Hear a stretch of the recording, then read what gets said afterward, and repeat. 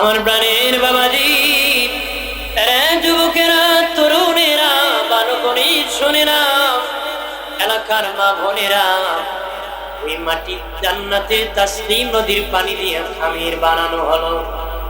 খামির বানাইয়া ৬০ হাত লম্বা করিয়া আমার আল্লাহ আদম নদীকে বানাইছি। একদম রৌদ্র দিয়া শুকাইছি। বলেছে মাটি যখন টন টন করে, পাতিল শুকায়া বাবা টুকনি দিলে টন টন করে, আদমকে বাবা রৌদ্র দিয়া শুকাইছে যখন টন টন করে, তখন রুহ দিয়েছি। রুহ বের হয়ে আসি, কি রুহ কেন রে বাহির হয়ে আসো? রুহ বলে আল্লাহ এত অন্ধকার, থাকতে পারতেছি না গো মালিক। আমার আল্লাহ তখন নূরে মুহাম্মদী দিয়ে আদমের রূহ যখন দিয়েছি, আদমের অচল বডি সচল হয়ে গেছে, জিন্দা হয়ে গেছে। জীবনের প্রথম জীবন পি আদম নবী শুরুতেই কয় আলহামদুলিল্লাহ। জীবনের প্রথম জীবন পেয়ে শুকরিয়া আদায় করছি কার? কয়জন ঘুম থেকে উঠে শুকরিয়া আদায় করছে বলেন? হয়তো যদি ফজরে বিবি টান দিছিলে তোমায় নামাজ পড়তে না, বেটা বড় বড় চোখ করে কার একটা টান দিবি কুরবানি করে, তো তোর কে সাহস দিচ্ছে আমার ডাক দিবি? হ্যাঁ আছে না? আলহামদুলিল্লাহ না, কুরবানি বেশি দিচ্ছে, ঠিক কিনা? আর আদম নবী জীবনের প্রথম জীবন পেয়ে শুকরিয়া আদায় করছে কার? জোরে বলে। আমার প্রাণের বাবাজি, খেয়াল করেন ভালো করে। ও বাবাজি, আল্লাহ বলেন ফেরেশতারা রে, ফেরেশতারা তোরা বলেছিলি আমার আদম মারামারি করবি, কাটাকাটি করবি। দেখ আমার আদম জীবন পেয়ে আমার শুকরিয়া আদায় করেছি। ফেরেশতারা বাবাজি কাবা ঘরের বরাবর উপরে বাইতুল মামুর মসজিদ আছে, আসমানের মসজিদের চতুর্দিকে ঘোরাঘুরি শুরু করে দিয়েছে। আল্লাহ গো, অপরাধ করেছি, ক্ষমা করে দাও। আল্লাহ গো, যাও ফেরেশতা, ওই বাইতুল মামুরের বরাবর তোমরা ওই জায়গার মধ্যে একটা ঘর বানায় দাও, বর্তমান কাবা ঘর। প্রথম ফেরেশতারা বানাইছিল। আল্লাহ গো, আদম ওরা যেমন ভুল করিয়া আমার এই বাইতুল মামুরের চতুর্দিকে ঘোরাঘুরি করে উসিলা করেছো, আমি আল্লাহ চাই আমার আদমের সন্তানেরা, আমার বান্দা বান্দিরা যখন ভুল করবে রে, তারা তখন দৌড়াইয়া ওই ঘরের চতুর্দিকে ঘোরাঘুরি করে আমার কাছে ক্ষমা চাবে। আমার কাছে কি যাবে? ক্ষমা চাবে। আমার কথা কি বুঝেন? এইভাবে বললে খারাপ লাগবে? আমি ধারাবাহিক বলবো যতক্ষণ আছি। আমি আমার খালি বলবো বাস্তব আজ কিনা এক এক ফুল এক একজন কি আমার আগে আমার যে ভাই আছে উনি একরকম, ওর আগে 9 করছে, উনিরা আমি এক, সবাই কি একরকম হয় না? এক এক ফুলের গান কি এক এক, আমার ভাই একরকম করেছে, আমি একরকম করতেছি। ও বইটি সকলের জন্য কল্যাণ, ঠিক কিনা? ধরে বলেন ঠিক কিনা? আমার প্রাণের বাবাজি খেয়াল করেন ভালো করে। বাবাজি তখন ফেরেশতারা কাবা ঘর প্রথম নির্মাণ করেছে। আমার আল্লাহ আদমকে জান্নাতের ভিতরে রেখেছি। আদম নবী মন বেজার, মন বেজার। আল্লাহ বলেন আদম, আদম কেন রে তোমার মন বেজার? আল্লাহ কি জানি আমার নাই, জন্য মনটা বেজার। আল্লাহ বলেন আদম কি নাই? আল্লাহ নিজেও জানি না, কি জানি আমার নাই গো। আল্লাহ বলেন কি নাই? আমি বুঝতে পেরেছি, তোমাকে যৌবন শক্তি দিয়েছি, তোমার একজন বিবি দরকার, সঙ্গী দরকার। একা থাকলে ভালো লাগবে না আদম, তোমার একজন সাথী দরকার রে। আদম তুমি ঘুমায় পড়ে যাও।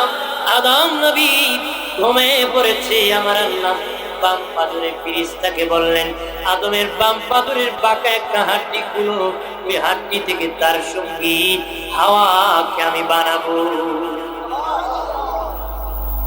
আমার প্রাণের বাবাজি, এই জন্য নারীর তুলনায় পুরুষের পাজরের হার একটা কম, নারীর তুলনায় পুরুষের পাজরের হার একটা কম। কারণ আমাদের বাবা আদমের একটা হার খুলে নেওয়া হয়েছিল, খুলে নিয়ে বাঁকা হাড্ডি থেকে মা হাওয়ারে বানাইছে। পারলে তো আল্লাহ সুজানতে বানাইতে কথা আমি যত ভালো হবো কিন্তু কথা রাখে কথা বলে জ্যোতি কর শেষে করবো একবার পিসাব আছে দুনিয়ার সম্মান তো বউ লাগবে ইমান তো না।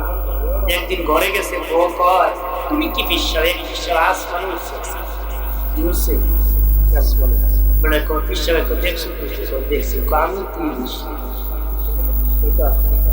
আমি বউ কয় তুমি বুঝে আসছো একটু দাম পাওয়া দিচ্ছি বাঁকা দিচ্ছি আমার কথা শুনুন একটা বাঁকা ইটো বরখ দেখি ইটো রক্ত আপনার বিবি বাঁকা আছে জোর করলে ভেঙে যায় কিনা মালিশ করে কি করবে শিবিরে মালিশ করবে ভালো। আমার প্রাণের দুস্থ বুজুর্গ খেয়াল করেন ভালো করে আমার আল্লাহ আমাদের বড় আম্মা হাওয়া আলাইহিস সালাম কি বানাইছেন। বড় আম্মা হাওয়া আলাইহিস সালাম কি আমার আল্লাহ বানাইছেন। বড় আম্মা বলে আমার কোন সন্তান যদি আমাদের বড় আম্মা হাওয়া আলাইহিস সালাম বলেন আমার কোন সন্তান যদি আমার জন্য দোয়া করি আমি হাওয়া বলতেছি আমার সন্তানকে রাখিয়া আমি হাওয়া জান্নাতে যাব না রে।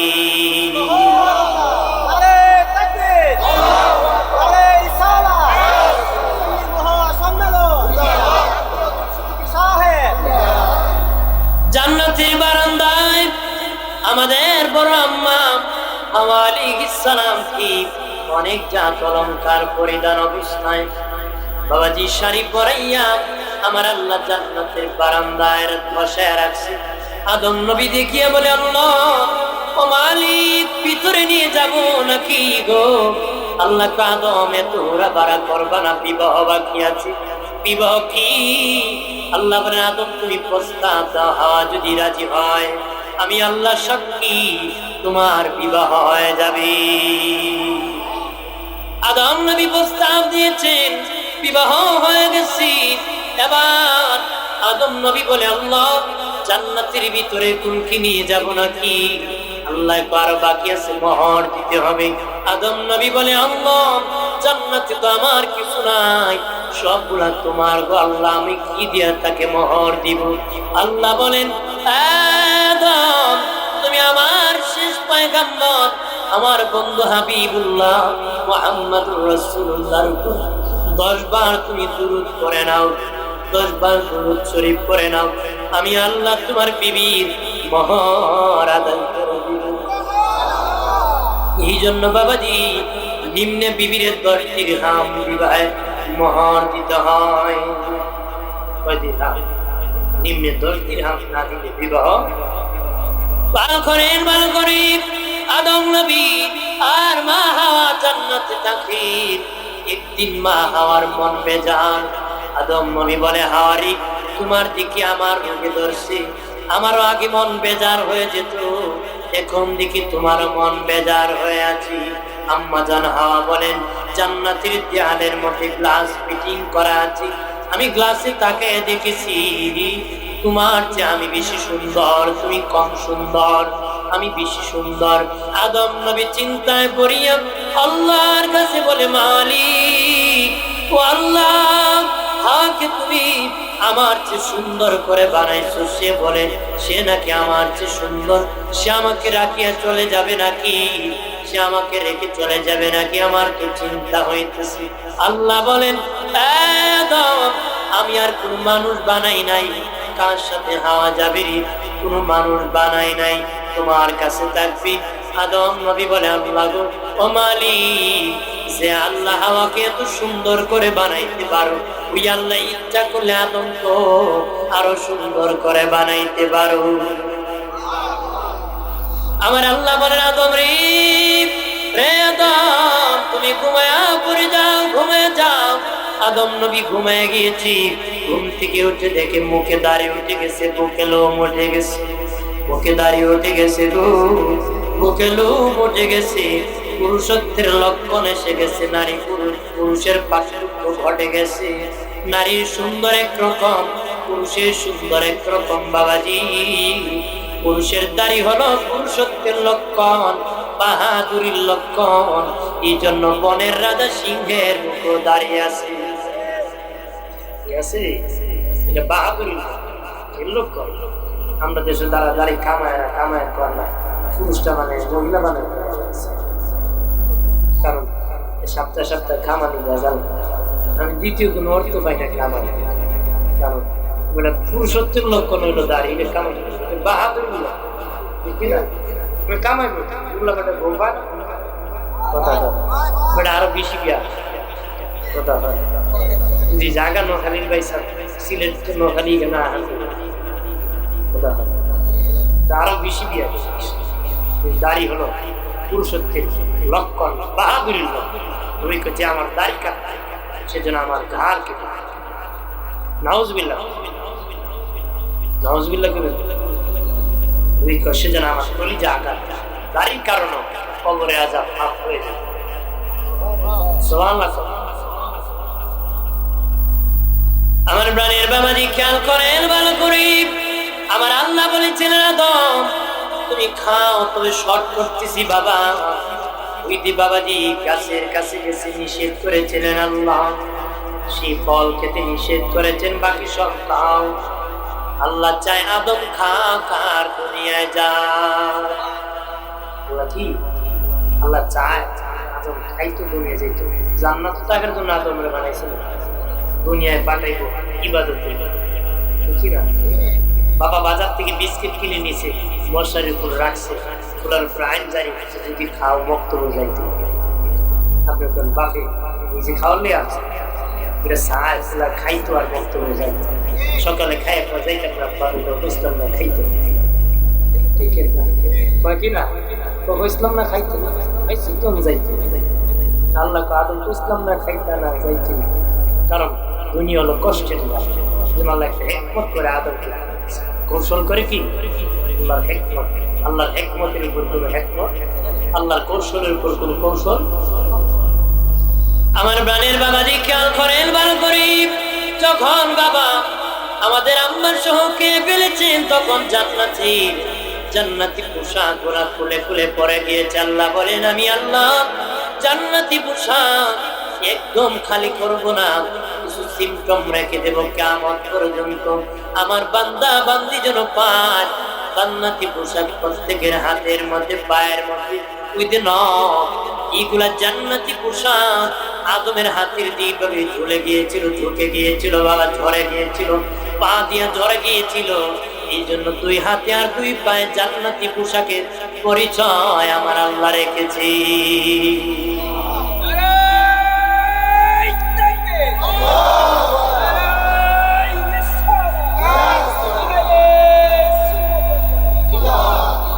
এই জন্য এটা এখনো ঝরে।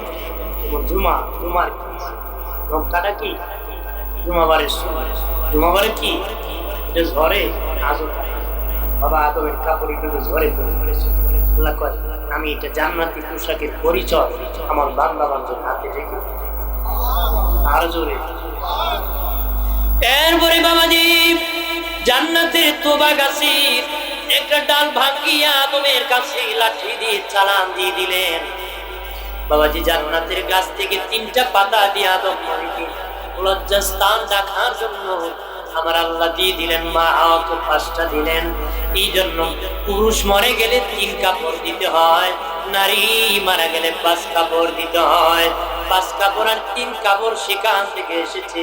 যখন জান্নাতি পোশাক খুলে গিয়েছিল, বাবা আদমকে 3টা পাতা দেওয়া হয়েছিল, মা হাওয়াকে 5টা পাতা দেওয়া হয়েছিল রে।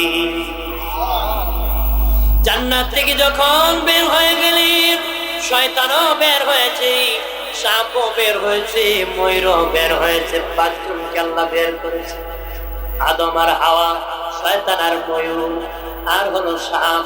5 জনকে আমার আল্লাহ জান্নাত থেকে বের করে দিয়েছি। 350 বছর পর্যন্ত কন্দন করেছেন, কান্না করেছেন। বাবা আদমকে শ্রীলঙ্কায় ফেলে দিয়েছেন, হাওয়াকে কাছাকাছি সিদ্ধায় ফেলে দিয়েছেন, কাছাকাছি ফেলেছেন। মহিলা মানুষ বাবাজি 9 জিলহজ বর্তমান আরাফার মাঠে দুজনের যখন দেখা হয়, মিলন মেলা হয়।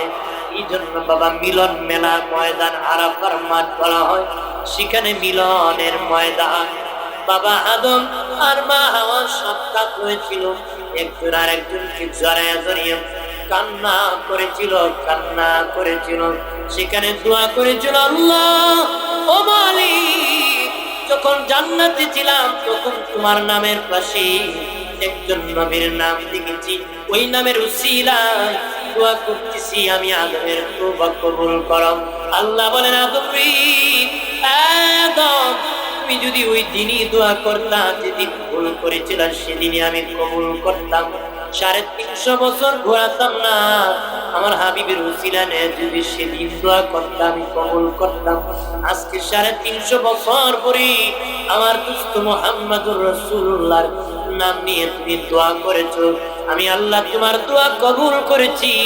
শুধু তোমার দোয়া না, ওই ময়দানে তোমার সন্তানরা কিয়ামত পর্যন্ত যারা আসিয়াম হাজিরা দিবে, তার দোয়া মুনাজাত আমি আল্লাহ কবুল করব।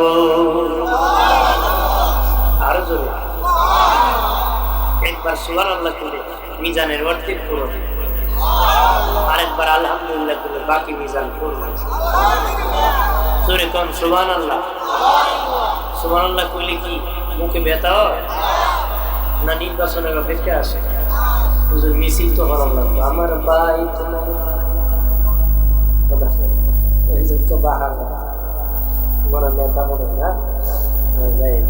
মিছিল করবে, কিন্তু বাবা আল্লাহ নাম আগে বলা লাগে, ঠিক না? সুবহানাল্লাহ। আওয়াজ দিলে শয়তান ফল, শয়তান কি এখানে এমন লোক আছে 10-12 মিনিট সিগারেট না খেলে বেটা ফুটবলের মতো এবার শয়তান বাড়তি ডাকতেছে, বোরকার বসে বাইরে টান দিলে আবার যাচ্ছে, আছে না? যে আওয়াজ দিয়ে দেন ইবলিস আর ইশারা মুশারা চলছে, মাঝে মধ্যে আওয়াজ দিবেন, কারণ আপনারা সজাগ না, ঘুম আমি বলবো, কারণ যদি বেটার মধ্যে ওয়াজ করবি মানুষ যায় একটা ওয়াজ করতেছে, মানুষ ময়দান খালি একটু করে চোখ খুলে দেখে ডাইন দিকে এক বেটা দিয়ে কাঁদতেছে, তুমি আল্লাহ দূর রাখো, মাইক কান্দার যন্ত্রণা কেন? এই জন্য আপনারা আওয়াজ দিবেন, তাহলে আমার আপনাদের সব হবে, আমার কি বাঁচবে? আমি ঠিক বুঝতে হাত দিত বুঝতে কম আগে বেশি আছে, হ্যাঁ এক একজন এক এক রকম বুঝতে খাইতে মজা লাগে, আপনি খাইতেও কি আড্ডি যদি সিনারা দিও আরো মজা লাগে, দাঁত থাকলে মজা লাগে, জাতা দিলে আরো মজা, ঠিক না? জাতা দিলে আমার প্রাণের দুস্থ বুজুর্গরা, যুবকেরা, তরুণেরা ভালো করে শুনে না, আল্লাহ বলেন, আদম কিয়ামত পর্যন্ত তোমার সন্তানরা যখন এই ময়দানে দোয়া করবে আমি কবুল করব, কারো খালি হাতে ফেরত দিব না, সকলের জিন্দেগীর গুনাহ আমি ক্ষমা করে দিব। আদম নবী ঘরে জোড়ায় জোড়ায় সন্তান হতো, বাবাজি জোড়ায় জোড়ায় সন্তান হতো, 119 জোড়া সন্তান হয়েছিল রে, 119 জোড়া সন্তান হয়েছিল। পৃথিবীর সর্বপ্রথম মার্ডার হয়েছিল নারী নিয়ে, বাবা খুন হয়েছিল নারী নিয়ে, পৃথিবীর কত মানুষ ইন্তেকাল করেছিল নারী নিয়ে, নারী পৃথিবীর কি সর্বপ্রথম যিনি হাবিল আর কাবিলের দুইজনে ঝগড়া লেগে একজন আরেকজনের হাতে কি পাথর মেরে ফেলেছিল, কিন্তু সে জানতো না পাথর মেরলে মরে যায়, ইচ্ছা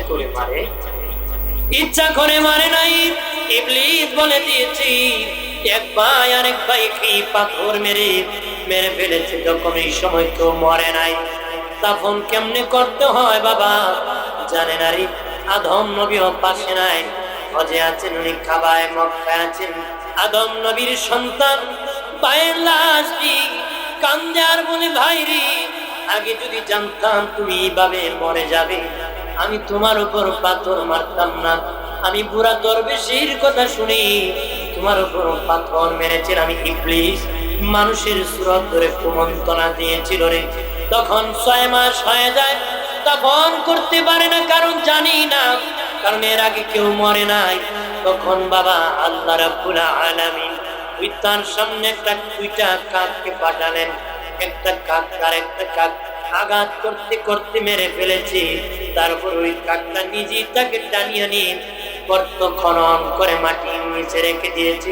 ভাইটি কি বলি, তাহলে আমার ভাইয়ের এরকম করতে হবে। তবে আমার ভাইকে আমি নিচু জায়গায় রাখবো না, পৃথিবীর সবার উপরে পাহাড়ের উপর আমার ভাইকে দাফন করব। এই হলো প্রথম ইন্তেকাল। ওটা হলো না তুমি বাইরে আমার খেয়াল করি ভালোভাবে। 119 জোড়া সন্তান হয়েছে বাবা, তবে একজন সন্তান একা এসেছে, ওনার সাথে কোনো মেয়ে আসে। উনি হলেন হযরত শীশ আলাইহিস সালাম। শীশ আলাইহিস সালামের সাথে ওনার সাথে কোনো বোন আসেন নাই। কেন জানোনি? কারণ শিশির কপালে ছিল নূরে মুহাম্মদী। ওনার কপালে ছিল ওই আদমের পেশানিতে নূর দিয়েছিলেন। নমস্কার হয়ে ওনার ছেলে শিশির পেশানিতে।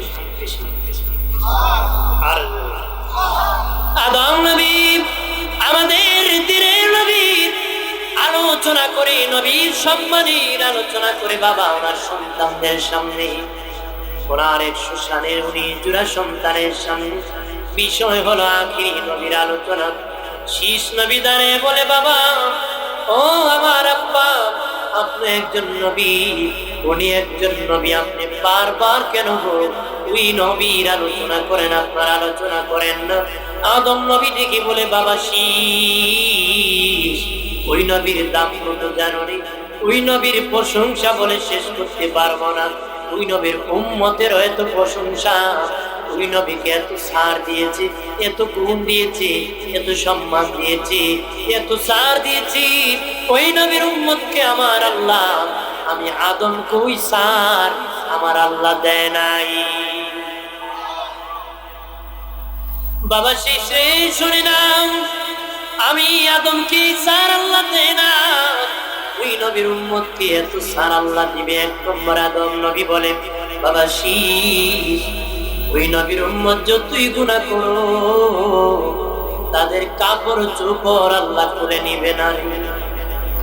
তারা যতই গুনাহ করো তাদের কাপড় চোপড় খুলে নিবে না রে। কিন্তু আমি আর তোর মা যখন জান্নাতে ভুল করেছি, আমাদের কাপড় চোপড় আল্লাহ খুলে নিয়েছি, আমাকে ছাড় দেয় নাই, তোর মাকে ছাড় দেয় নাই। কিন্তু ওই নবীর উম্মতকে আল্লাহ ছাড় দিবি। আল্লাহ নবীর উসিলা তার উসিলা। এরপরে আদম নবীর কি বলি, এ বাবা শীষ, ওই নবীর উম্মত যতই গুনাহ করুক তাদের বাড়ি থেকে আল্লাহ বের করে দিবি না, তাদের বাড়ি ঘর থেকে আল্লাহ বের করে দিবে না রে।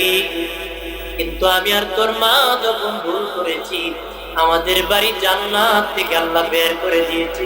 ওই নবীর উম্মত যতই গুনাহ করুক তাদের বাড়ি ঘর থেকে আল্লাহ বের করে দিবে না।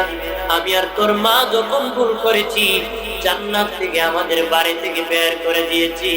3 নম্বর, রে বাবা শীষ, ওই নবীর উম্মত যতই গুনাহ করুক স্বামী স্ত্রীকে আলাদা করে দিবে না রে। যতই গুনাহ করুক, যতই অপরাধ করুক, দুইজনকে আলাদা করবে না। কিন্তু রে বাবা শীষ, তোর মা আর আমি যখন ভুল করেছি, দুজনকে আমার আল্লাহ আলাদা ভাবে ফেলে দিয়েছি। এত দূর ফেলে দিয়েছি রে শীষ, 350 বছরের ভিতরে দেখা হয় নাই। 4 নম্বরে, বাবা শীষ, ওই নবীর উম্মত যতই গুনাহ করুক না কেন রে, আমার আল্লাহ বলবে না তুমি যে সময় ক্ষমা চাবি সাথে সাথে ক্ষমার ঘোষণা করবি। মাফ চাইতে দেরি, আসমানের মালিক ক্ষমা করতে দেরি করবে না। কিন্তু আমি আদম আর তোর মাকে আল্লাহ 350 বছর পর্যন্ত ঘুরাইছে। কয় বছর? কিন্তু আদম নবী তো শীষ, ওই নবীর উম্মতকে আল্লাহ ঘুরাইতো। ঘুরাইনি আল্লাহ, আমরা নাকি সকালে তো দুর্গ করছি, বিকেলে মনে করছিলেন বালি গেছি আছে না। সকালে তো একটা, বিকালে কয় আরে চা খাওয়াইলে 5টা মিশা কথা কয়, 100 টাকা দিলে 100, 10 টাকা 500 দিলে 100 মিশা কয় না, আর 1000 দিলে জীবনে দিলে। তারপরে মাইন্ডটা কি উচিত হবে নিবা না, কোন আরেকজন কিনে নিল 1000 আছে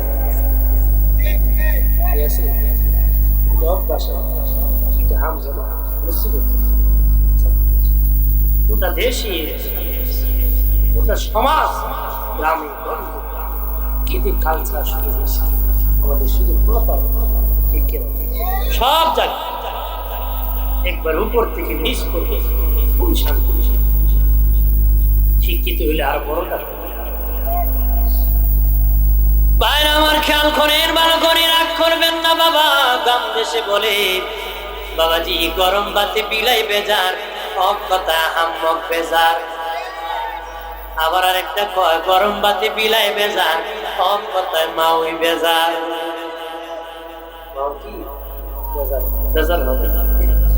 বাইরে আমার খেয়াল করেন, ভালো করে ও বাবাজি।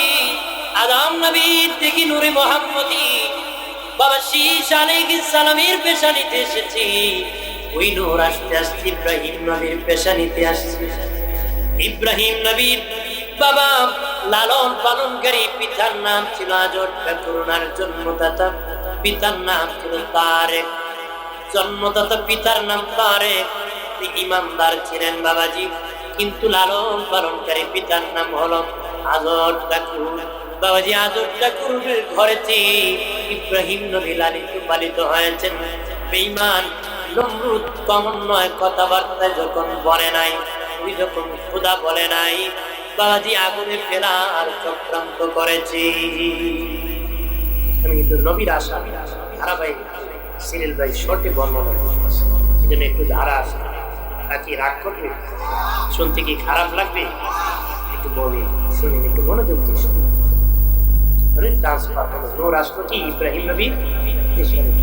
ইব্রাহিম নবী লালন পালন ছিল ব্রাহ্মণ, মূর্তি বানাতো বাজারে বাজারে। মূর্তির ঘরে ইব্রাহিম নবী ঢুকে কোরআন দিয়ে সবের মাথা ভাঙিয়া বড়টার ঘরে কোরআন লটকে রাখছে। বড়টার নেতাটার বেলা বাপি ঢুকে থেকে কয় ইব্রাহিম ছাড়া আর কেউ কি করছে? বড়টাই মনে করছে। তো বড়টা কি করছে? যেটার হাতে কোরআন আছে আমি হারা দিনে মূর্তি বানাই, আমার ক্ষুদা লড়তে পারে না, তুই কোরআন তো তোমার কে ক্ষুদা লড়তে পারে না? কিসের ক্ষুদা নড়াচড়া করতে পারে? আমার বানের বাবাজি ব্রাহ্মণ খবর দিয়েছে আজর ঠাকুর যে আমার ঘুরে তোমাকে মানে না, শেষ পর্যন্ত ধরিয়া নিয়ে দিয়েছে। কয়েক মাইল এরিয়া নিয়ে অগ্নিকুণ্ড করেছে, হাজার হাজার মন লাকড়ি দিয়ে বাবা আগুন লাগাই দিছি। মেন্দিক বসাইছে, চরক গাছ বসাইছে, কারণ মধ্যখানে ইব্রাহিম নবীকে ফেলে দিবে আগুনের মধ্যখানে। কেউ তো যেতে পারবে না, মেন্দিক চরক গাছ দিয়ে মধ্যখানে রাখবি। ঠিক আগুন যখন ওরা দমে হয়ে গেছি, ইব্রাহিম নবীকে যখন ফেলে দিবি, কিন্তু চরক গাছ উঠতে পারতেছে না বাবাজি, তখন উঠতে পারে না শয়তান বাবাজি। মানুষের নমরুদ জীবনও পারবা না তো কেন? ফেরেশতারা ঘাসের মধ্যে ঘরে রেখে দিয়েছি, এই জন্য পারবা না রে। তার বাবার ক্ষমতা নাই, মারাবে চড়াবে। নমরুদকে কি করতে পারি মুরব্বী? এই মুহূর্তে উলঙ্গ নারী না ছায়া দাও, তাহলে উলঙ্গ নারী নাচবি, ফেরেশতারা লজ্জা পেয়ে পেয়ে সেখান থেকে চলে যাবি। একটু চিল্লায় বলি নাউযুবিল্লাহ। তখন বাবাজি ওই যে নাচানাচি শুরু হয়েছে, জানিয়ে রাখবেন পৃথিবীর সর্বপ্রথম মেলা জমাইছিল নমরুদ। পৃথিবীর সর্বপ্রথম মেলা জমাইছিল নমরুদ। ইব্রাহিম নবীকে অগ্নিকুণ্ড ফেলে বেঈমানদেরকে আনন্দ করার জন্য মেলা জমাইছিল। আজও মেলা জমে প্রতিষ্ঠাতার কারিগর, প্রতিষ্ঠাতার কারিগর কি আমরা দেশের হিন্দু লোকে জায়গায় জায়গায় মেলা জমাইছে, মুসলমান এটারে জিতে রাখছে, রাখছে কিনা?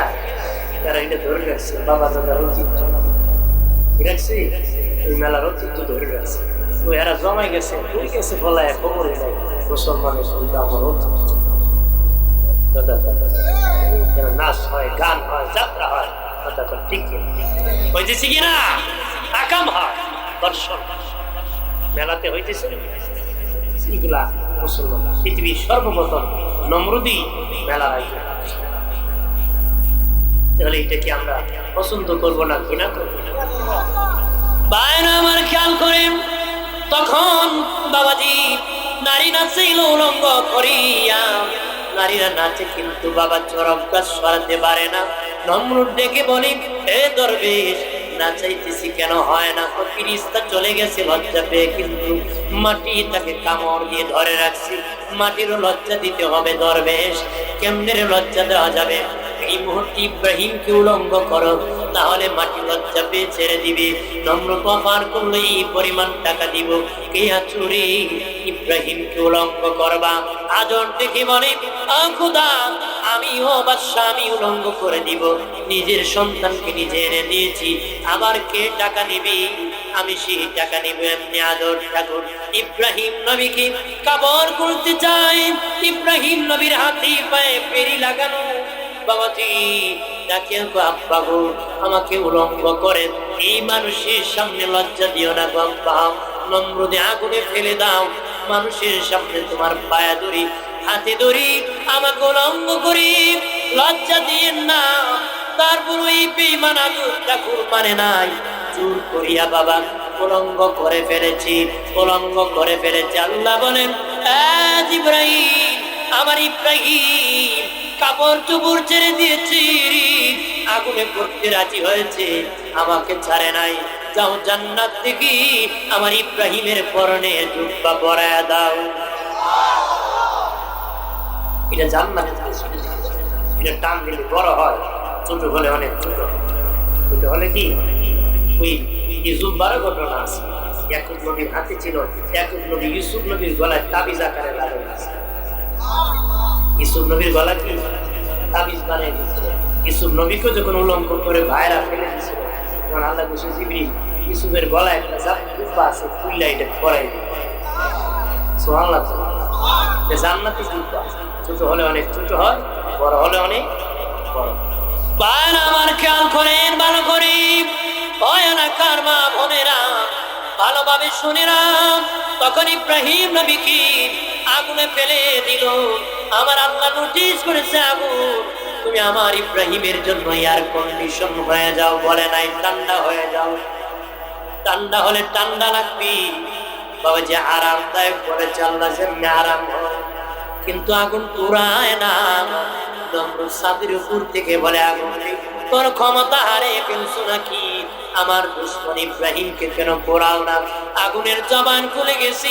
আগুন ডেকে বলি নমরুদ আমি আগুনের ক্ষমতা হারাই নাই, বেটা হলে তুই আমার মধ্যে আস, দেখ তোরে নি আমি পোড়াইতে পারি। বাবাজি ও বাবাজি 3 দিন ইব্রাহিম নবী অগ্নিকুণ্ডের মধ্যে ছিলেন, ওনার একটা পশম আগুন জ্বালায় নাই।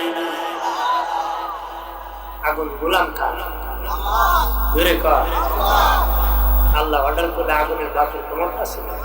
আমাদের অনেক অলি আল্লাহ আগুনে হাত দিয়েছে, আগুন হাত পুরা হাত কি পোড়ায় না, ঘর মোড়াই দিচ্ছে, আগুন নিপে ঠান্ডা হয়ে গেছে। মানে হাত থেকে জুতো উড়ে গেছে, আগুনে আগুন নিপে পানি হয়ে গেছে।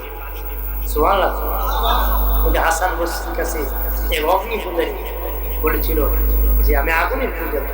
হাসান বসরি বলেছিল তুমি যে যার পূজা করো ইবাদত করো, তার মধ্যে হাত ঢুকালে তুমি হাত রাখবে, এটা পুরো সার্কাস। বাবাজি হাসান বসরি কি বলে অগ্নি পূজারী, দেখ আমি এমন মালিকের ইবাদত করি রে, সেই মালিকের গোলামি করলে আগুনের বাপের ক্ষমতা নাই জ্বালাবে। তুই দেখ আমি হাত ঢুকে দিছি। সামন ডেকে বলে হাসান তাহলে আমি কালেমা পড়লে কি হবে? অনেক পুরা হয়ে গেছে। বাবাজি হাসান বসরি কয় পুরা হলে কি হবে? কালেমা পড়তে দেরি, জিন্দেগির গুনাহ ক্ষমা হতে দেরি হবে না রে, আর জান্নাতে হতে দেরি হবে না রে। যেমন ডেকে বলে হাসান তুমি কাগজ লিখে দাও, কালেমা পড়লে জান্নাতি হাসান বসরি লিখে দিয়েছি, সিগনেচার করে দিয়েছি। এবার বাবাজি ওই অগ্নি পূজারি কালেমা পড়িয়া মুসলিম হয়ে গেছি, আর কাগজখানা হাতে নিয়ে কয়, হাসান তোমার হাতে আমি আমানত রেখেছি, যেদিন আমি মরে যাব আমাকে যখন কাফন করাবা, গোসল করাইয়া আমার কাফনের ভিতরে কাগজটা ঢুকাইয়া দিবা। মুনকার নাকি কবরে যখন আমাকে বলবে রব কি, আমি মুনকার নাকির কাছে কাগজ ধরে দিব, হাসান বসরি বলেছে আমি জান্নাতি। এই হলো সুবহানাল্লাহ। কালেমা পড়লে কি হবে? অতীতের জীবনের গুনাহ মাফ, আল্লাহ বেহেশত দান। বাইর আমার খেয়াল করেন ভালো করে, বাবাজি 3 দিন ইব্রাহিম নবী অগ্নিকুণ্ডের মধ্যে ছিলেন। 3 দিনে ফিরিস্তার মাধ্যমে একটা বাড়ি বানাইছে আল্লাহ। একটা ইব্রাহিম নবীর জন্য ঘর বানাইছি। আগুন থেকে বের হওয়ার পরে জিবরিল আসে, এখন আমি গো আপনার জন্য বহু দূর একটা ঘর বানানো হয়েছে, সেই ঘর আপনি আল্লাহ দিয়েছেন, আপনি আল্লাহর জন্য সব ছেড়ে দিয়েছেন, এই জন্য তাকার জন্য আপনার জন্য আল্লাহ ঘর নিজে বানাইছে। ইব্রাহিম নবী সেই বাড়িতে থাকেন। আমার আল্লাহ 40,000 শিকারী কুকুর দিয়েছে, 40,000 শিকারী কুকুর দিয়েছে। কারণ অগ্নিকুণ্ড থেকে বের হয়ে নমরুদের দেশ থেকে দেশান্তর হয়ে ইব্রাহিম নবী চলে এসেছিলেন। আল্লাহ বলেন, ইব্রাহিম রে, ইব্রাহিম আমি তোমারে 40,000 শিকারী কুকুর দিয়েছি, প্রত্যেকটা কুকুরের গলায় স্বর্ণের মেডেল। ইব্রাহিম তুমি প্রত্যেকটা কুকুর নিয়ে 40,000 কুকুর সাথে নিয়ে নমরুদের দেশে আবার একটা ঘুরতি দিবা, নমরুদের দেশে প্রবেশ করবারে। কেন দিবা? ইব্রাহিম দেখবো তোমার ক্ষমতা কেমন দেখানোর জন্য। ইব্রাহিম নবী 40,000 শিকারী কুকুর বাবা নিয়ে নমরুদের দেশে প্রবেশ করেছে, প্রত্যেকটা কুকুরের গলায় স্বর্ণের মেডেল। নমরুদের লোকেরা বাবাজি দৌড়ায় আর ঘরে দরজা লাগায়, করি দেখ ইব্রাহিমের প্রভুকে, ইব্রাহিমকে আমাদের বাদশা সর্বহারা করে বের করে দিয়েছিল। ইব্রাহিমের প্রভুর কত ক্ষমতা, এত কুকুর দিয়েছে, আর ইব্রাহিমের প্রভু এত ধনী রে, আমরা আমাদের বিবির গলায় স্বর্ণ দিতে পারি না, আর ইব্রাহিমের প্রভু কুকুরের গলায় স্বর্ণ ভরায়া দিয়েছে।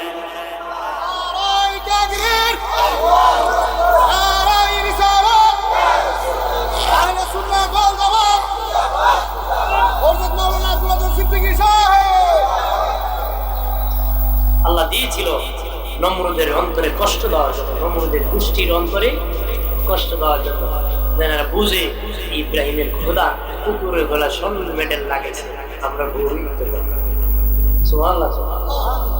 আমার প্রাণের বাবাজি ইব্রাহিম নবী রাস্তা দিয়ে যেতেছে, দেখেন লোকেরা কাতারে কাতারে হ্যামসাম যুবক দাঁড়িয়ে আছি। বলেন কেন রে তোমরা দাঁড়াইলা? তারা বলে বাদশার মেয়ে স্বামী পছন্দ করবে, এই জন্য দাঁড়াইছি। ইব্রাহিম নবী আকাশের দিকে তাকায়, ওগো মালিক আমারও তো বিয়ের বয়স হয়েছে, বিয়ে করবো বলে না আল্লাহ, আমার তো বিয়ের বয়স হয়েছে। আল্লাহ ইব্রাহিম একটা বাঙ্গা খেজুর গাছ আছে, সেখানে দাঁড়ায় তা করি। বাঙ্গা খেজুর গাছ কেউ গাইছে মায়ের হুকুমে, বাবার হুকুমে, নিজের ইচ্ছায়। ইব্রাহিম নবী দাঁড়াইছে কার হুকুমে? কথা কথা।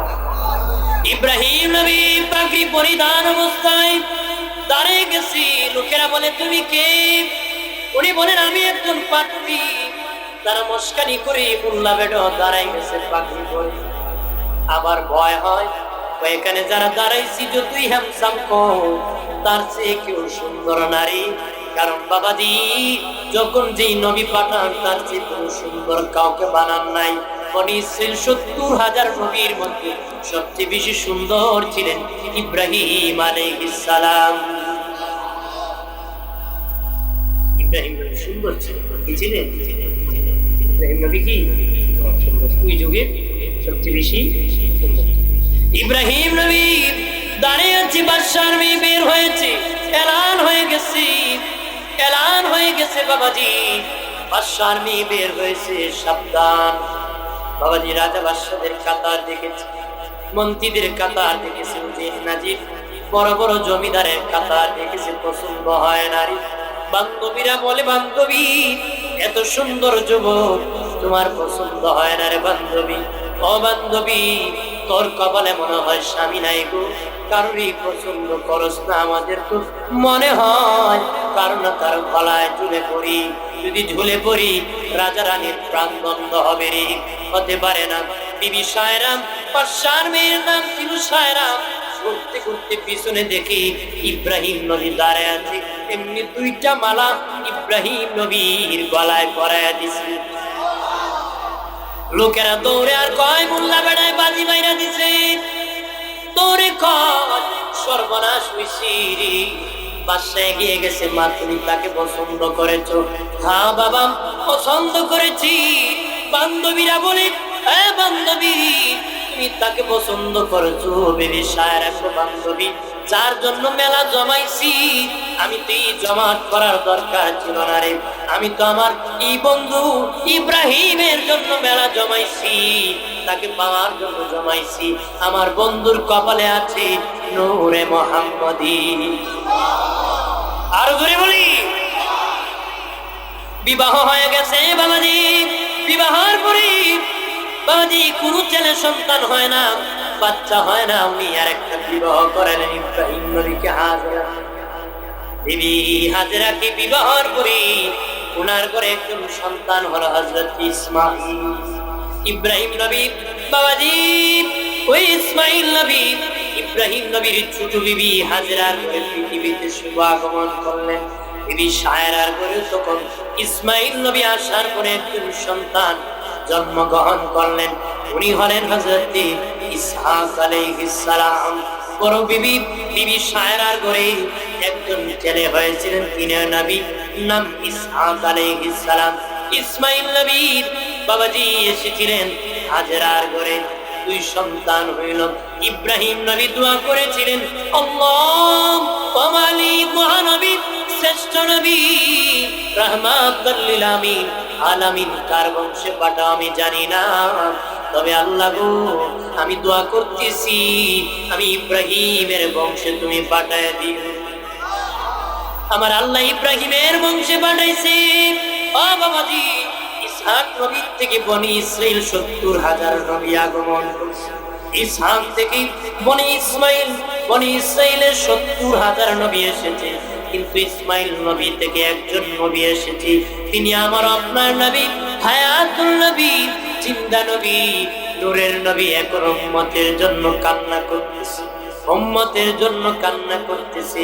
ওই নবী একাই বনি ইসমাঈল বংশে শুভ আগমন করছে। আপনারা বলেন যে বংশে ৭০,০০০ নবী এসেছে, ওই বংশের দাম বেশি না যে বংশে শুধু আমাদের নবী একা এসেছেন ওই বংশের দাম বেশি? কেন জানুনি? এই একজন নবী এসেছেন, ওই বনি ইসমাঈল বংশের দাম বেশি। কারণ কি? তিনি সব নবীর চেয়ে নবী, নবীর নবী, ৭০,০০০ নবীর নবী। এই জন্য ওই বংশের দাম বেড়ে গেছে। সুবহানাল্লাহ, কত দাম! একা আসছে ওই বংশের, আর ওই বংশে ৭০,০০০ নবী আসছে, কিন্তু এর চেয়ে ১,০০০ নবী আসছে ওই বংশে। এর মানে প্রাণের বাবাজি ওই নূর আস্তে আস্তে নবী দাদা খাজা আব্দুল মুত্তালিবের পেশা নিতে আসছে। খাজা আব্দুল মুত্তালিবের এক সন্তান বড়, এক সন্তান। প্রথম একজন ছেলে সন্তান ছিল হারেস। বাবাজি উনি আল্লাহর কাছে দোয়া করলেন, আল্লাহ ও মালিক, তুমি যদি আমার 10টা সন্তান দিতা গো, ওই সন্তানটাকে একটা সন্তান তোমার নামে কাবা ঘরের সামনে কুরবানি করে দিতাম। উনি রাতের বেলা ঘুমাইছেন, স্বপ্নে দেখেন আল্লাহ বলেন, আপনি মুত্তালিব তাইবা খনন করো। উনি বুঝেন নাই। দ্বিতীয় দিন দেখলেন তাহেরা খনন করো, বুঝেন নাই। তৃতীয় দিন আল্লাহ বলেন, আপনি মুত্তালিব জমজম খনন করো, জমজম খনন করো। বললেন জমজম কোথায়? বললেন কাবা ঘরের সামনে, যেখানে পাঠা বলি দে রক্ত গড়িয়ে গড়িয়ে নিচু জায়গার মধ্যে জমা হয়। সেখানে আমি আল্লাহর কুদরতি জমজম আছে খনন করলে বাবারে আল্লাহ না বাবাজি ইসমাইল নবীর পায়ের গোড়ালির থেকে জমজম খুব জারি হয়েছিল রে। আল্লাহ নবীর আগমনের 200 বছর আগে জালেম বাদশা বালু দিয়া পাথর দিয়া জমজম বন্ধ করে দিয়েছিল। আল্লাহ নবীর আগমনের আগে নবীর দাদার দ্বারা জমজম খুব আল্লাহ উদ্ধার করছে। পরের দিন সকাল বেলা নবীর দাদা খাজা আব্দুল মুত্তালিব ওনার বড় ছেলে হারিসকে নিয়ে বাবাজি আল্লাহ বলেন যেখানে রক্ত জমা হয় সকালবেলা দেখবা সাদা কাক ঘোরাঘুরি করতেছে, এখানে আমার জমজম আছে। বাবাজি আব্দুল মুত্তালিব খনন শুরু করেছি। নেতৃস্থানীয় নেতৃবৃন্দরা আসিয়া বলতেছে, আব্দুল মুত্তালিব এখানে আমাদের পবিত্র জায়গা, আমরা সেখানে আমরা ইবাদত করি, পাটা বলি দিস তুমি কেন খনন করতেছো? খাজা আব্দুল মুত্তালিব বলেন আমার আল্লাহ দিন রাত করি আমাকে স্বপ্নে দেখাইছে যেন জমজম কূপ আছে কোনা খনন করতে পারবা না, তোমার জন্য কঠিন বিচার হবে। খাজা আব্দুল মুত্তালিব বলেন আমাকে বিরোধিতা করলি, খনন না করতে দিলি আমি তোদের বিরুদ্ধে অ্যাকশন নিব, আমার ক্ষমতা কম না। তখন তারা বলল ঠিক আছে আব্দুল মুত্তালিব খনন করো রে, যদি তুমি জমজম না পাও কঠিন বিচার তোমার হবে। খাজা আব্দুল মুত্তালিব কয় ভুল না, আমার মালিক আমারে স্বপ্নে দেখাইছে জমজম কূপ আছে। খনন করতে করতে বাবাজি হঠাৎ করে পানির নহর জারি হয়ে গেছে রে। তখন আব্দুল মুত্তালিব আল্লাহু আকবার বলে চিৎকার করলেন বাবাজি। আজও আরববাসীর স্বভাব ভালো সংবাদ পেলে আল্লাহু আকবার বলে আওয়াজ করার। আজ আব্দুল মুত্তালিব পানি যখন জারি হয়ে গেছে তখন আল্লাহু আকবার বলে আওয়াজ করেছে। লোকেরা দৌড়ে আসে দেখে পানির নহর, ডাকে বলে আব্দুল মুত্তালিব আব্দুল মুত্তালিব তুই জমজমের কূপের মালিক তুমি একা না, আমরাও মালিক তুমি একা না। আগে বলছে কঠিন বিচার করবি, এখন কয় তারাও মালিক। খাজা আব্দুল মুত্তালিব খবরদার আমি একাই মালিক, আমার আল্লাহ আমাকে 3 রাত ধরে দেখাইছে পিতার মালিক আমি, তার মানি না, ঝগড়া লেগে যাবে। খাজা আব্দুল মুত্তালিব বলেন ঝগড়া করে লাভ নাই, চলো রে সিরিয়ায় যাব। একজন গণক মহিলা আছে, ওই গণক মহিলার কাছে যাব, দেখি গণক মহিলা স্বপ্নের তাবির করে বলে দিবে তুই জমজমের মালিক। রওনা করেছি বাবা সিরিয়ায় যাবে রে, মরুভূমির রাস্তা, রাস্তা ভুলিয়া যেমন জায়গায় গিয়েছে সামনে বহু পথ সিরিয়া পিছনে মক্কা, কিন্তু বাবার সাথে খাবার নাই, পানি পর্যন্ত নাই, পানির যন্ত্রণায় মরে যাবি। তখন খাজা আব্দুল মুত্তালিব মরে তো যাবারই, কেউ দাফনও করবে না, তাড়াতাড়ি নিজের খবর নিজে খনন করে করে নিজেরা নিজেদের কবরে শুয়ে পড়ে যাও। নিজেরা নিজেদের খবর খনন করিয়া খাজা আব্দুল মুত্তালিব নিজের খবর নিজে খনন করিয়া শুয়ে গেছেন। হঠাৎ করে খাজা আব্দুল মুত্তালিব দেখেন ওনার কবরের মধ্যে পানি নহর জারি হয়ে গেছে। পানি পান করেছেন আর আল্লাহু আকবার বলে আওয়াজ করেছেন। আল্লাহু আকবার বলেন না, আর বলেন রে আমার সঙ্গী সাথীরা পানির ব্যবস্থা হয়ে গেছে, দৌড়ায় শুনে পানি পান করে জীবন রক্ষা করেছে। খাজা আব্দুল মুত্তালিব বলে চলো রে সিরিয়ায় যাবো রে। তারা বলে না আব্দুল মুত্তালিব সিরিয়ায় যাওয়া লাগবে না, বিচার হয়ে গেছে রে, বিচার হয়ে গেছে, আমরা মরে যেতাম। এটি প্রমাণ করেছি আমাদের কারো কবরে পানির নহর জারি হয় নাই, তোমার কবরে পানির নহর জারি করে বুঝাইছি আব্দুল মুত্তালিব তুমি একাই জমজম কূপের মালিক। বাইরে আমার খেয়াল করেন ভালো করে, সন্তান হতে হতে 10 জন সন্তান হয়েছে। নবীর বাবা আব্দুল্লাহ হলেন সবার। উনি যখন বড় হলেন ওনার বাবা চিন্তা করলেন কুরবানি করবেন। বড় ছেলেকে বলেন আব্বা আমি মান্নত করেছিলাম 10 সন্তান হলে একটা সন্তান কুরবানি করবো রে, তুমি কি বলো? সে বলে বাবা আমার নাম তো বলো নাই, ছোট ভাইকে বলে দেখো। বলতে বলতে একজন আরেকজন কি ধাক্কা ধাক্কা করতে করতে 9 নম্বর জনের কাছে আসলেন। 9 নম্বর জন বলে বাবা আমার নাম তো বলেন না, আমার ছোট ভাইকে বলে দেখো। এবার নবীর বাবা আব্দুল্লাহ পালায় এসে গেল।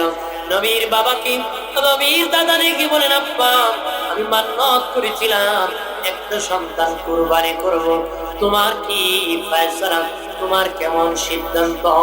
নবীর বাবা বলে, বাবা আপনি রাজি, আমি রাজি। সুবহানাল্লাহ। বলতে দিদি রাজি হইতে কি আপনি হইবেন না? বাবা যদি কত কুরবানি করতে হবে আমি জোর করলে আগের দিন চিটাঙ্গের বেলে যাবে, পারবো নি? আর নাইলে তো বাবা অত গরম লাগলে তুমি কুরবানি করবে, আমি করবো না, ঠিক না? বাইরে আমার খেয়াল করেন ভালো গরিব নবীর আব্বা যান খাজা আব্দুল্লাহ রাদিয়াল্লাহু তাআলার বুকে কুরবানি করার জন্য যখন কাবা ঘরের সামনে আনা হলো, লোকেরা বেরিয়ে সৃষ্টি করলো। লোকেরা বলে, ওগো আব্দুল মুত্তালিব তোমার 9 সন্তান কুরবানি করো, বাধা নাই, তবে আব্দুল্লাহকে করা যাবে না। মহিলারা বেরিয়ে সৃষ্টি করেছে, করা যাবে না। কেন রে করা যাবে না? তোমার আব্দুল্লাহর চেহারা দেখিয়ে গেলি ব্যবসায় লাভ হয়, উন্নতি হয়। মহিলারা পর্যন্ত পাগল হয়ে আছি, সিরিয়াল ধরে আছি নবীর আব্বাজানকে বিবাহ করতে। এমনকি বড় একজন নারী, বড় পরিবারের ওরা খুব ইস্পাত এগিয়ে ছিল নবীর বাবাকে বিবাহ। আমি আছি নবীর মা, সুবহানাল্লাহ, কপালে আছে কি জোরে বলে। বাইরে আমার খেয়াল করেন ভালো করে সকলের বাবাজি ওই ব্যারিকেডের মধ্যে খাজা আব্দুল মুত্তালিব আটকা পড়ে গেলেন। কি করবো, কুরবানি তো মানল, আর তো কোনো ছেলে রাজি না, কিভাবে আমার মান্যত আদায় করবো? তখন বড় বড় পণ্ডিত আলেমদেরকে ডাকলেন, বলেন কি করবো? আলেমরা কয়েন লটারি মারো। আব্দুল মুত্তালিব লটারি দাও, এক পাল্লা 10টা উটের নাম দাও, আরেক পাল্লায় তোমার সন্তান আব্দুল্লাহর নাম দাও। ঠিক বাবাজি 10টা উটের নাম দেওয়া হলো, আরেক দিকে বাবাজি নবীর বাবার নাম দেওয়া হলো। নবীর বাবার নাম উঠে যায়, 20টা দিয়েছে নবীর বাবার নাম উঠে যায়, 30টা দিয়েছে নবীর বাবার নাম উঠে যায়, 40টা দিয়েছে বাবার নাম উঠে যায়, 50টা 60টা 80টা 90টা দিয়েছে নবীর বাবার নাম উঠে যায়। ঠিক বাবাজি 100টা উট দিয়া যখন নবীর বাবার নাম দিয়েছে, এবার বাবা নবীর বাবার নাম উঠে নাই, উটের নাম উঠে গেছে। খুশি হয়েছে নাম দেখুন না, সুবহানাল্লাহ, খুশির আওয়াজ তো হাসতে হয় না, সুবহানাল্লাহ। আরো জোরে সেই পরে আল্লাহুম্মা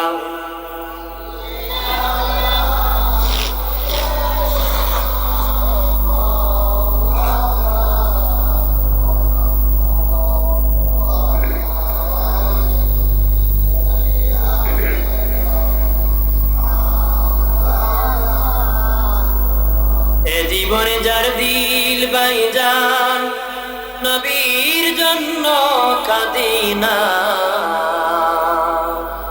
রোজা সরে ভাইজান তারা নবীজির দেখা পাবে না। আল্লাহুম্মা ইসের দিকে এসে গেছি, মহব্বত আর কষ্ট দিব না।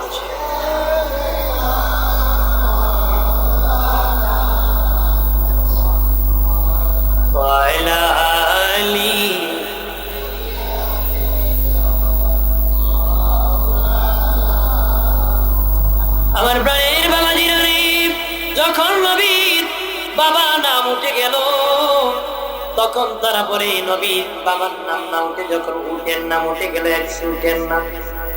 খাজা আব্দুল মুত্তালিব বলে 100 উটের নাম একবার ভুলও হতে পারে, 3 বার দিতে হবে, 3 বার দিতে হবে। 3 বার দেওয়া হয়েছে বাবা, তখনও উটের নাম উঠে যায়। 100 উট কুরবানি করেছে, নবীর আব্বাজান বেঁচে গেছে। দয়াল নবী বলেন, ইব্রাহিম নবী অগ্নিকুণ্ড থেকে বেঁচেছিল আমি নবীর কারণে, ইসমাইল কুরবানির থেকে বেঁচেছিল আমার কারণে। নবী বলেন নবীর কারণে। দয়াল নবী আরো বলেন, দয়াল নবী আরো বলেন, আর আমার বাবা আব্দুল্লাহ কুরবানির থেকে বেঁচে গিয়েছিলেন আমি নূরে মুহাম্মদী থাকার কারণে। আরো জোরে এরপরে প্রাণের বাবাজি, ও বাবাজি, দয়াল নবী মা বাবার বিবাহ হয়ে গেল। আম্মা জান আমেনার সাথে ওনার বাবার নাম আব্দুল ওয়াহাব জোহরি, মা আমেনার বাবার নাম আব্দুল ওয়াহাব জোহরি। জোহরির সাথে জোহরির মেয়ের সাথে মা আমেনা ওই যুগের থেকে বা পবিত্র তাহেরা ছিলেন। ওই যুগে আমাদের নবীর আম্মার সে পবিত্র কেউ ছিল না রে। ওই মা আমেনার সাথে নবীর আব্বা জানের বিবাহ হয়ে গেল। পরের দিন বাবাজি রাতের বেলা লম্বা ঘটনা। পরের দিন নবীর আব্বা জান নবীর মা বলেন, আমার স্বামী কাজ করতে বহুদূর চলে গেছেন, পরে খাবার নাই, এমনকি খাওয়ার পানিও নাই। আমি আমেনা ঘর থেকে বের হলাম, ওই দেখি একটা পাহাড়, আমি পাহাড়ের উপর উঠে গেলাম। উঠে দেখি একটা ঘর দেখা যায়, আমি ঘরের মধ্যে ডাক দিলাম। দেখি ঘরের মধ্যে পরে দেখলাম 320 বছরের একজন মহিলা বাস করে, বিছানা থেকে নড়াচড়া করতে পারে না রে। মা আমেনা বলেন, আমি যখন ওই ঘরে ডাক দিলাম, ডাক দিতে দেরি, ওই 320 বছরের মহিলা চিৎকার করতে দেরি নাই, কে কোথায় আছো, তাড়াতাড়ি দরজা খুলে দেখো আমেনা নামক কোন মহিলা আমার ঘরের দরজায় আসি। কি দরজা খুলে কমা, তোমার নাম কি গো? আমার নাম আমেনা। আমেনা তখন ওই বৃদ্ধা মহিলার কাছে নিয়ে গেছি। আমেনা তখন বলে, মা কেমনে বুঝলাম আমি যে আমেনা? বৃদ্ধা মহিলা কমা, কত রাত্রে তোমার কি বিবাহ এর আগের দিন হয় নাই? আব্দুল্লাহর সাথে কি তোমার প্রথম রাত বাসর হয় নাই? পাহা হয়েছে। তখন মা আমেনা বলেন, কেমনে বুঝলাম, কিভাবে বুঝলাম? তখন ডেকে বলে, শোনো, আমি তাওরাতের হাফেজ, তাওরাত কিতাব পড়তে পেয়েছি। আমি পেয়েছি আখিরি নবী প্রথম রাত্রি যেদিন, সেদিন তার মা বাবার বিবাহ হবে। বাসর রাত্রি পরে পরের দিন সকাল বেলা আমি বিদ্যার করে পানি নেওয়ার জন্য হাজির হবে। মা আমেনা বলেন, আপনি তো চোখে দেখেন না, আমি যে এসেছি কেমন দেখলেন? বলে, শোনো রে মা, আমার নাকের মধ্যে নূরে মুহাম্মদের ঘ্রাণ। ওই বৃদ্ধা মহিলা বলে, আমেনা, বাবা আমেনা, আপনার কদমে আমি একটু চুমু খাবো, আপনার কদমে একটু আমি চুমু খাবো, অনুমতি দিয়ে দেন। মা আমেনা বলেন, মা আমেনা ডেকে বলেন, আপনি আমার দাদুর চেয়ে বৃদ্ধ, আপনি আমার দাদুর চেয়ে বৃদ্ধ, আপনি কেন আমার কদমে চুমু খাবেন? মা আমেনা বলতেছেন, ওই মহিলা ডেকে বলে, মা তোমার কদমে চুমু খাবো না, আমি রহমতের নবীর কদমে চুমু খাবো।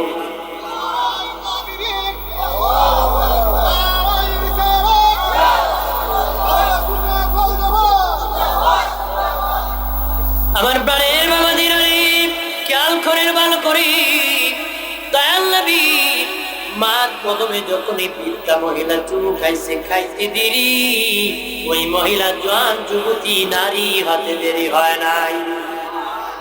নবীর আব্বা জান বিদায় হয়ে গেলেন, পৃথিবীতে আসার আগে বিদায় হয়ে গেলেন। নবীর মা যখন রাস্তা দিয়ে হাঁটেন, গাছ সালাম জানায়, শক্ত পাথর নরম হয়ে যায়, গরম বালু ঠান্ডা হয়ে যায়। গাছ আসিয়ে সালাম জানায়, ধান বের হয়, ধান বের হয় সুঘ্রাণ। লোকেরা খাজা আব্দুল মুত্তালিব কে ডেকে বলে, আব্দুল মুত্তালিব, তোমার ছেলে বাচ্চা নাই, তোমার বউ বিধবা বৌমা, কিভাবে এত ধান করে বের হয়? নবীর বাবা, নবীর দাদা শিয়াম নবীর দাদিকে ডেকে বলে, বিবি, আমার ছেলে নাই, আমার ছেলের বউ কি ঘাম করে বের, আমার নাক কাটা যাইতেছি, ইজ্জত চলে যাইতেছি। নবীর দাদি বলে, স্বামী, আমি আপনাকে বলার জন্য অপেক্ষা করতেছি। আমেনা গোসলখানার থেকে বের হলে গোসলখানার মধ্যে মেশকের ঘাম বের হয়। তখন মা আমেনাকে ডাকা হলো, জিজ্ঞাসা করা হলো, আমেনা, ও আমেনা, তুমি কি ঘাম করো মা? এইরকম গান বের হয়। মা আমেনা, বাপ্পা কসম খেয়ে বলি, কোনো গান করি না। প্রতি মাসে মাসে এক একজন পয়গম্বর আসে, সালাম জানায়, আর বলে আমার পেটে নাকি নূরে মুহাম্মদি। আব্বাজি দেখেন তুতু ফেলে দিতেছি, ওই তুতু থেকে গান বের হয়। আর জোরে বাইরে আমার খেয়াল করেন ভালো করে, নবীর আগমনের খবর জানি। নবী এসেছিলেন রে, কেমন নবী? দয়াল নবীর মা বোনের পৃথিবীর যত সন্তান আছে দুর্গন্ধ ছড়াইতে ছড়াইতে পৃথিবীতে আসে। দুর্গন্ধ ছড়াইতে ছড়াইতে আমি আপনি পৃথিবীতে এসেছি। নবীর মা বলেন আমার বাবা মুহাম্মদ মেশকের গান ছড়াইতে ছড়াইতে পৃথিবীতে এসেছি। দুনিয়ার সন্তান উলঙ্গ হাসি, মা মেনা বলেন আমার বাবা বেহেশতি কাপড় পরিধান অবস্থায় আসছে। দুনিয়ার সন্তানের নার কাটতে হয়, নবীর মা বলেন আমার বাবা নার কাটা অবস্থায় এসেছে। দুনিয়ার সন্তানের খতনা করতে হয়, নবীর মা বলেন আমার বাবা খতনা অবস্থায় এসেছে। দুনিয়ার সন্তান মায়ের নির্ধারিত জায়গা দিয়ে আগমন করে, মা মেনা বলেন আমার বাপ বাদুরের নিজ দিয়ে আমার সন্তান আগমন করেছে। দুনিয়ার সন্তান ওয়াহ করে কান্না করে, আমার সন্তান উম্মতি উম্মতি বলে কান্না করেছি। আল্লাহ বলেন কাজ অবশ্যই যা তিনি আসিয়াছেন তোমাদের নিকটে মিনাল্লাহ, আল্লাহ হইতে নূর নবী মুহাম্মদুর রাসূলুল্লাহ সাল্লাল্লাহু আলাইহি ওয়াসাল্লাম ওয়া কিতাবুম মুবিন প্রকাশ্যে 30 পারা কালামুল্লাহ। অনেক ভাই সাহেবেরা ইখতিলাফ করি ওই নূর দ্বারা, তারা বলে কোরআনকে বোঝানো হয়েছে। ভাই সাহেব আপনার ঘরে যদি তাফসীর জালালাইন শরীফ থেকে দেখি, জগৎ বিখ্যাত হাফিজুল হাদিস আল্লামা ইমাম জালালউদ্দিন সুয়ুতী, যিনি 52 সহ 2 লক্ষ হাদিস মুখস্থ জানতেন, ইমাম জালালউদ্দিন সুয়ুতী বলেন ওই নূর দ্বারা কার নূর বোঝানো হয়েছে? তিনি বলেন ওয়ান নবী সাল্লাল্লাহু তাআলা আলাইহি ওয়াসাল্লাম। উনি বলেন ওই নূর দ্বারা আমার নূরের নবীর নূর মুবারককে বোঝানো হয়েছে। আর জোরে বলেন একজন নবী আসিল গো সোনার মদিনা, একজন নবী আসিল গো, আর যার প্রেমেতে মজনু হলেন, যার প্রেমেতে মজনু হলেন খুদে রাব্বানা। একজন নবী আসিল গো, বলেন না একজন নবী আসিল গো, আর যার প্রেমেতে মজনু হলেন, যার প্রেমেতে মজনু হলেন খুদে রাব্বানা। নবী আসিল গো, একজন নবী যাহার আগমনের তরে কাবা ঝুঁকে সিজদা করে, যাহার আগমনের তরে কাবা ঝুঁকে সিজদা করে, তিনি আমার নূরের নবী, তিনি আমার নূরের নবী শাহে মদিনা। এক নবী আসিল গো সোনার মদিনা, একজন নবী আমার নূরের নবী, এমন নবী যে নবী কাবা ঘরে তাকাইলে কাবা ঘর আলোকিত। নবী যখন বেহেশতি হাসি হাসতেন, নবীর মুখ থেকে নূরের আলো বের হতো, আর এই আলোতে শাম দেশে প্রাসাদগুলা পর্যন্ত আলোকিত হতো। আরো জোরে কর আম্মা জান আয়েশা বলেন এই পৃথিবীর নারীরা, তোমাদের স্বামী যখন ঘরে আসে তোমরা কি করো? তখন নারীরা বলেছিল আমার স্বামী ঘরে আসলে ঘরের বাতি জ্বালাই। আম্মা জান মুস্কি মুস্কি হাসে। মা কেন হাসেন গো? আমি উল্টা, তোমরা ঘরের বাতি জ্বালাও, আমি আশা ঘরের বাতি নিবাই। ডেকে বলে কেন নিবাই দেন?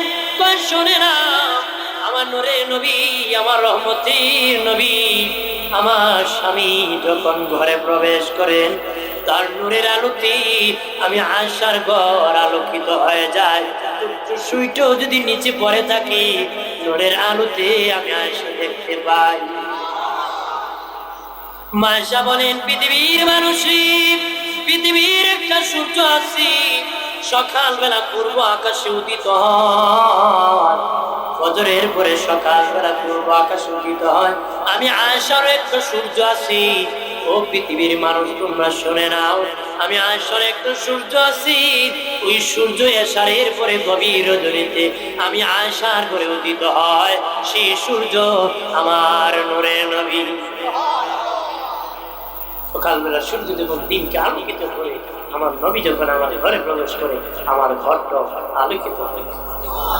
এমন একজন নূরের নূর আমার। আনাস রাদিয়াল্লাহু তাআলা আনহু আল্লাহ নবীকে দাওয়াত করে আনাসের বাড়িতে নিয়েছেন। আনাসের মা একবার নবীর দিকে তাকান, আরেকবার পূর্ণিমার চাঁদের দিকে তাকান, একবার আমার নবীর নূরের চেহারা মোবারকের দিকে তাকান। আনাস রাদিয়াল্লাহু তাআলা আনহু ডেকে বলে, মা মারি বারবার পূর্ণিমার চাঁদের দিকে তাকাও, আরেকবার নবীর নূরের চেহারার দিকে কেন তাকাও? আনাস রাদিয়াল্লাহু তাআলা আনহু মা ডেকে বলে, বাবা আমি বারবার তাকাইছি, পূর্ণিমার চাঁদে কলঙ্কের দাগ আছে রে আনাস, কিন্তু আল্লাহর হাবিবের নূরের চেহারায় কোনো কলঙ্কের দাগ নাই। তিনি হলেন আমাদের যে নবীর কোনো কলঙ্কে নূরানি চেহারা দেখলে কাফের মুসলমান ধরে করবে, দেখতে দেরি মুসলমান হতে দেরি। হলেন আমাদের নূরের নবী, যিনার আগমনে আমার আল্লাহ পৃথিবীটা উদ্বোধন করছে। কোন কালবার হয়, ব্রিজ হয়, যতক্ষণ উদ্বোধন হয় না উন্মুক্ত করা হয়। যেদিন একটা নেম প্লেট দিয়ে উদ্বোধন হবে, সেদিন থেকে উন্মুক্ত করে দেওয়া। আল্লাহ পৃথিবী বানাইছি আমি উদ্বোধন করব। এই জন্য নবীরা নামাজ দু জায়গায় পড়তে পারে, একটা হলো হুজরা আর একটা হলো মসজিদ। উম্মতরা মসজিদ ছাড়া নামাজ পড়তে পারে, কারণ জমিন অফেন উদ্বোধন। আল্লাহ বলেন, আমার হাবিব যদি দুনিয়ায় কদম লাগাইছে, আমি দুনিয়াটাকে উদ্বোধন করে তাম পৃথিবীটাকে নামাজের রসুল বানাইছি। এখন আমার বান্দা যেখানে খুশি তারে আল্লাহু আকবার, কারণ পৃথিবী পবিত্র হয়ে গেছে, উন্মুক্ত হয়ে গেছে, উদ্বোধন হয়ে গেছে। আরো জোরে আল্লাহ কয়, আমি মুহাম্মদ নামে নেম প্লেট দিয়ে উদ্বোধন করেছি। আমি প্রথম আসমান করেছি, দ্বিতীয়, তৃতীয়, চতুর্থ, পঞ্চম, ষষ্ঠ, সপ্তম আমি আসমান বানাইছি, উদ্বোধন করি নাই। মেরাজ রজনীতে আমার হাবিবকে দাওয়াত করে সব আসমান আসছে আদিম সে উদ্বোধন। আর জোরে কর, ওই নবীর উম্মত হতে খুশি না বেজা? আসেন সালাম জানাই, ইয়া নবী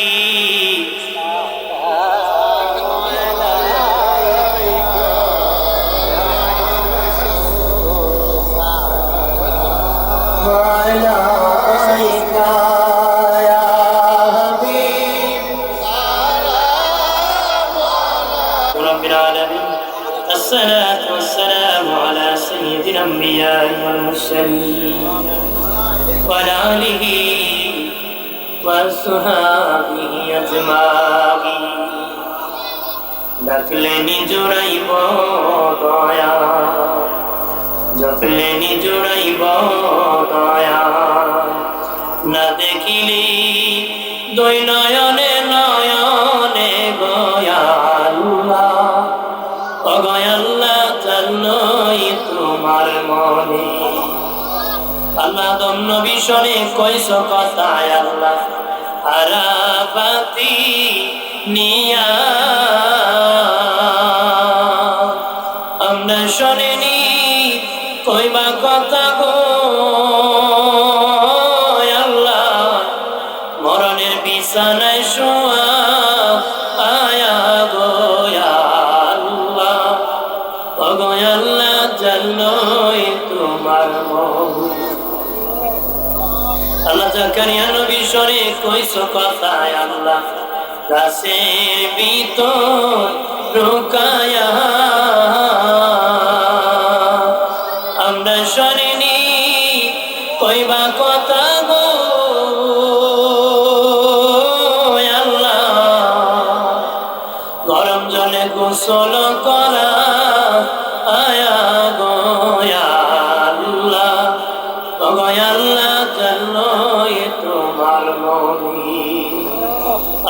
মুসা নবী শুনে কইছ কথায় আল্লাহ তোর পাহাড়ি নিয়া আমরা শুনিনি কইবা কথা আল্লাহ সাদা কাফনে ঢুকা আয়া গোয়া আল্লাহ ও গোয়া আল্লাহ চলোই তোমার বলি আল্লাহ তুমি তোমার বন্ধু শুনে কইছ কথায় আল্লাহ আর সেও চাইয়া আমরা শুনিনি কইবা কথা গো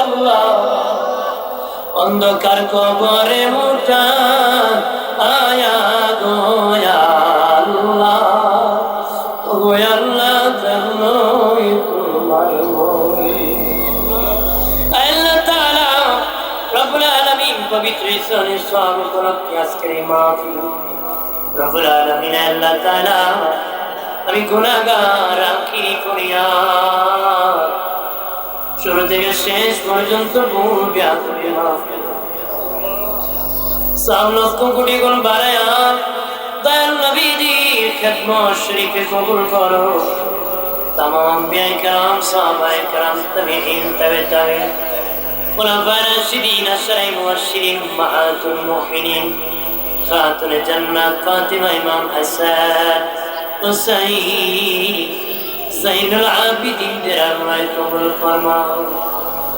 कादरिया सिस्टम नक्शबंदिया मुजद्दिदिया चार तरीक़ार इमाम चार मज़हबेर इमाम 360 औलियार शिरोमणि हज़रत शाहजालाल यामानी पुरा सঙ্গী সাথী যত বুজুর্গানে দিন যে যেখানে আরাম ফরমাইছো প্রত্যেকের নামে নামে পৌঁছা দাও আল্লাহ দরমণ্ডলীর ডানে বামে সামনে পাশে যত মায়ের কবরে প্রত্যেকের নামে নামে হাদিয়া সব পৌঁছা আল্লাহ গো অনেকের মা নাই অনেকের বাবা যার মা নাই সে বুঝে মায়ের ব্যথা যার বাবা নাই সে বুঝে বাবার ব্যথা আল্লাহ আমাদের জনম দুঃখিনী মা বাবার মা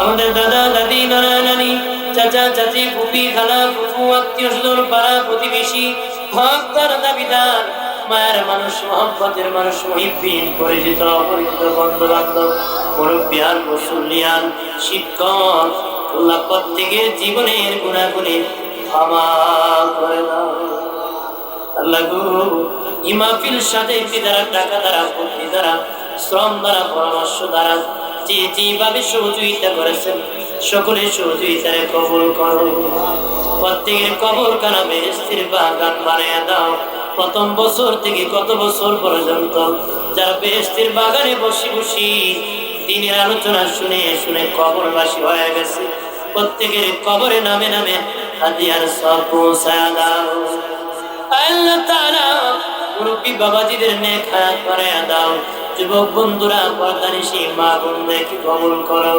রব্বুল আলামিন শিক্ষার্থী পরীক্ষার্থী ফলপ্রার্থী সকলকে কবুল করো যারা বিমারি শিফা আজলা কামেলা নসিব ফরমাও রব্বুল আলামিন একবার ইজ্জত দিলে দ্বিতীয়বার বেইজ্জতি দিও না দুনিয়া আখিরাত ইজ্জত সম্মান বাড়ায় দিও অনেক দিন আগে মাওলানা আব্দুল শুকুর মোল্লা সাহেব ওনার সাথে কয়েকজন নিয়ে আমার মসজিদে যে দাওয়াত করে এসেছিলেন মালিক আল্লাহ ওনাকে তুমি কবুল করো ওনার সঙ্গী সাথীর কবুল করো আজকের মাহফিলে যারা যোদ্ধা ছিলেন কাজ করেছেন সকলকে কবুল করো আগত শ্রোতা যারা উপস্থিত হয়েছেন দিনই আলোচনা শুনেছেন মা বোনরা সহ সকলে তুমি কবুল করো প্রত্যেকের ফ্যামিলিতে শান্তি দাও অতিবৃষ্টি বনাবৃষ্টি শিলাবৃষ্টি মারামারি চুরি ডাকাতির থেকে আমরা রে বাঁচাও মালিক আল্লাহ তাআলা এই ধর্মমণ্ডলের প্রত্যেকের ঘরে ঘরে বীর মুজাহিদ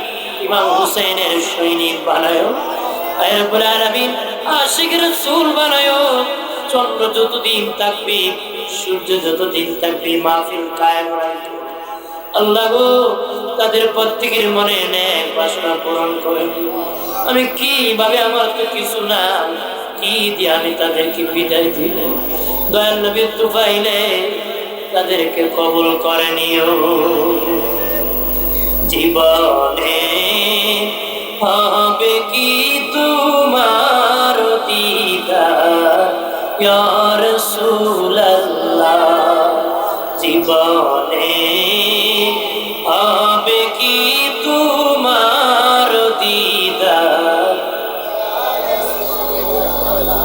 জাহানে যেদিকে তাকাই দরদি আর তো কেহ নাই, জাহানে যেদিকে তাকাই দরদি আর তো কেহ নাই, জীবনে হবে কি তোমার দিদার ইয়া রাসূলুল্লাহ।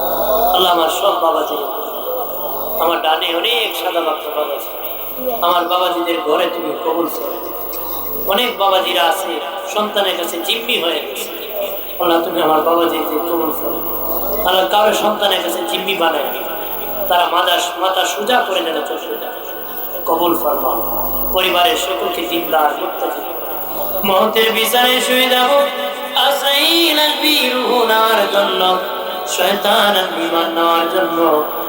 ওই কঠিন মুসিবতের সময় আমাদের জীবনের যে নবীকে বেশি ভালোবাসি, আমাদের সেই নূরে নবীরে আমরা দেখায়ও, আর জবানে ঈমানি মধুর কালেমা পড়ায় দিও, লা ইলাহা ইল্লাল্লাহু মুহাম্মাদুর রাসূলুল্লাহ। আসসালামু আলাইকুম ওয়া রাহমাতুল্লাহি ওয়া বারাকাতুহু।